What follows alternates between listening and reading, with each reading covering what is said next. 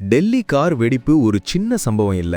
அதுக்கு பின்னாடி நடந்த பயங்கரவாத சதித்திட்டம் கேட்டு உண்மையிலேயே ஷாக் ஆயிடுவீங்க. சமீபத்துல டெல்லி செங்கோட்டை பக்கத்துல நடந்த கார் வெடிப்பு சம்பவம் ஞாபகம் இருக்கா?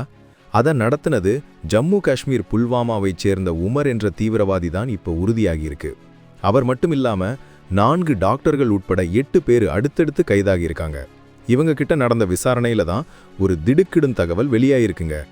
வரப்போற டிசம்பர் 6 பாபர் மசூதி இடிப்பு தினத்துல அயோத்தி, பிரதமர் மோடியோட தொகுதியான வாரணாசி உட்பட பல இடங்கள்ல பெரிய அட்டாக் நடத்த இந்த கும்பல் பிளான் பண்ணியிருக்கு. ஆனா கூட்டாளிகள் சிக்கினதால பயந்து போன உமர் அவசரமா டெட்டனேட்டர் வச்சு காரை வெடிக்க செஞ்சு தானே செத்து போனதா போலீஸ் சொல்லியிருக்காங்க. இந்த கும்பல்ல ஃபரிதாபாத் மருத்துவக் கல்லூரியில வேலை செஞ்ச ஷாஹித் என்ற பெண் டாக்டரும் இருக்காங்க. இவங்க தான் அயோத்தியை குறிவைக்க தயாரானதாகவும் பாகிஸ்தான் ஜெய்ஷ் இ முகமது அமைப்பின் மகளிர் பிரிவுக்கு இந்திய தலைவியா செயல்பட்டதாகவும் சொல்றாங்க.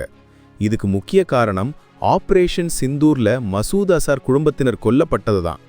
அதுக்கு பழிவாங்க தான் பெரிய தாக்குதல் பிளான் செஞ்சதா அம்பலமாகியுள்ளது. போலீசாரின் ஆபரேஷன் நவுக்கம் நடவடிக்கையால் பெரிய தாக்குதல் தடுத்து நிறுத்தப்பட்டுள்ளது. இத்தனை பெரிய சதித்திட்டத்தை முறியடிச்ச நம்ம போலீசாருக்கும் NIA அதிகாரிகளுக்கும் ஒரு சல்யூட் சொல்லியே ஆகணும்.